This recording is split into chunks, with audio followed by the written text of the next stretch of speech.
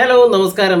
BK ക്രിയേഷൻസിൻ്റെ പുതിയൊരു വീഡിയോയിലേക്ക് എല്ലാവർക്കും സ്വാഗതം. അപ്പോൾ ഇന്നത്തെ ഒരു വീഡിയോ എന്ന് പറയുന്നത് നമ്മൾ ഇപ്പോൾ തിയേറ്ററുകളിൽ സൂപ്പർ ഡ്യൂപ്പർ ഹിറ്റായിട്ട് ഓടിക്കൊണ്ടിരിക്കുന്ന ലാലേട്ടൻ്റെ തുടരും സിനിമയ്ക്കകത്തുള്ള ചെറിയൊരു കാര്യം നിങ്ങളുമായിട്ടൊന്ന് ഷെയർ ചെയ്യണം. അതിന് വേണ്ടിയിട്ടാണ് ഇന്നത്തെ വീഡിയോ ഞാൻ ഉദ്ദേശിക്കുന്നത് കേട്ടോ. അപ്പോൾ ഈ സിനിമ കാണാത്തവരായിട്ട് ഇപ്പോൾ ആരും ഉണ്ടാവത്തില്ല. എല്ലാവരും ഒട്ടുമുക്കാൽ ആൾക്കാരും ഈ സിനിമ കണ്ടിട്ടുണ്ടാവും. ഫാമിലി ആയിട്ടൊക്കെ തന്നെ പോയി കണ്ടിട്ടുണ്ടാവും. കാര്യം അത്രത്തോളം തിരക്ക് തന്നെയാണ് ഇപ്പം തിയേറ്ററുകളിൽ അനുഭവപ്പെട്ടുകൊണ്ടിരിക്കുന്നത്. അപ്പോൾ ഞാൻ പറഞ്ഞു വന്നതിൻ്റെ കാര്യമെന്ന് പറഞ്ഞാൽ ചില സിനിമകൾ നമ്മൾ കാണുമ്പോൾ അതിലെ കഥയും കഥാപാത്രങ്ങളും ഒക്കെ നമ്മുടെ ജീവിതവുമായിട്ടോ അല്ലെങ്കിൽ നമുക്ക് ചുറ്റുമുള്ള ജീവിതങ്ങളുമായിട്ടോ വളരെയധികം നമുക്കറിയാവുന്ന മറ്റുള്ളവരുടെ ജീവിതവുമായിട്ടൊക്കെ വളരെയധികം കണക്റ്റിംഗ് ആയിട്ട് വളരെയധികം റിലേറ്റഡ് ആയിട്ടൊക്കെ സംഭവിക്കുന്നതായിട്ട് നമുക്ക് തോന്നാറുണ്ട്. അപ്പോൾ ഈ തുടരും സിനിമയ്ക്കകത്ത് ലാലേട്ടൻ ഒരു ചെറിയ ഒരു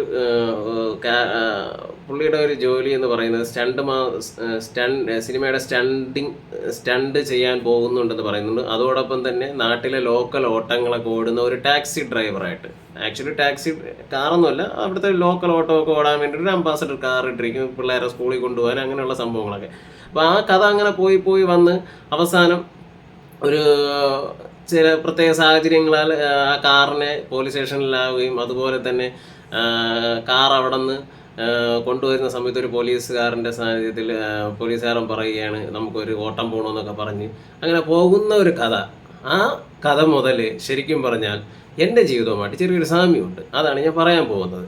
വേറൊന്നുമല്ല, ഞാനൊരു ഓട്ടോറിക്ഷ ഡ്രൈവറാണ്. ഞാനൊരു ഡ്രൈവർ ആയതുകൊണ്ട് തന്നെ പലപ്പോഴും നമുക്കിതുപോലുള്ള അനുഭവങ്ങൾ ഉണ്ടായിട്ടുണ്ട്. അതാണ് ഞാൻ പറഞ്ഞത്. ചില കഥയും കഥാപാത്രങ്ങളൊക്കെ നമ്മുടെ ലൈഫുമായിട്ടൊക്കെ വളരെ കണക്റ്റിംഗ് ആവും. അങ്ങനെ വരുമ്പോഴാണ് നമുക്ക് ഭയങ്കരമായിട്ട് ഹാർട്ട് ടച്ച് ആവുന്നതും ആ സിനിമ നമുക്ക് ഭയങ്കര ഒരു ഫീലൊക്കെ തരുന്നത്. ശരിക്കും പറഞ്ഞാൽ പറഞ്ഞു വന്നതിൻ്റെ കാര്യം എന്ന് പറഞ്ഞാൽ ചില സമയങ്ങളിലൊക്കെ രാത്രി സമയങ്ങളിലൊക്കെ ചില ആൾക്കാരൊക്കെ മദ്യപിച്ചിട്ട് വന്ന് വണ്ടിയിൽ കയറുന്ന സമയത്ത് നമ്മൾ ചോദിക്കും, ഓട്ടോമാറ്റിക് നമ്മൾ ചോദിക്കും എവിടെയാ പോകേണ്ടതെന്ന് ചോദിക്കും. എവിടെയാ പോകേണ്ടതെന്ന് ചോദിക്കുമ്പോൾ സ്ഥലമൊന്നും പറയത്തില്ല. അവർ പറയും അങ്ങോട്ട് പോട്ടെ, ഇങ്ങോട്ട് പോട്ടെ, വലത്തോട്ട് പോട്ടെ, ഇടത്തോട്ട് പോട്ടെ എന്നൊക്കെ പറയും.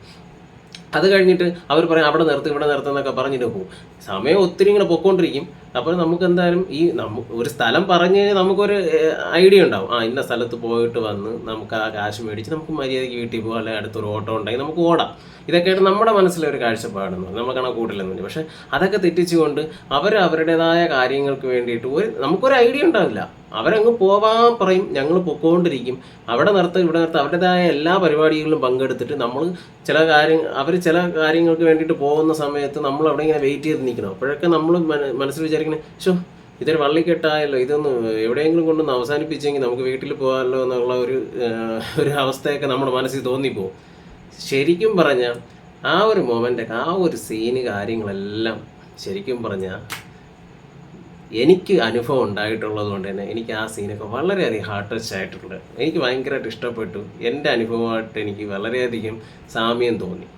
അതാണ് ഞാൻ നിങ്ങളുമായിട്ട് പങ്കുവെച്ചത്. നിങ്ങൾക്കും അതുപോലെ തന്നെയാണ് ചില സിനിമകളൊക്കെ കാണുമ്പോൾ എന്തെങ്കിലുമൊക്കെ അനുഭവങ്ങൾ ഉണ്ടായിട്ടില്ലേ? നിങ്ങളുടെ ജീവിതവുമായിട്ടൊക്കെ ഒരു കണക്റ്റിംഗ് ആയിട്ടുള്ള എന്തെങ്കിലും ഒരു അനുഭവമൊക്കെ ഉണ്ടായിട്ടുണ്ടാവുമല്ലോ, അല്ലേ? അപ്പോൾ എന്തായാലും മറ്റൊരു വീഡിയോ കാണുന്നവരെ ബായ്.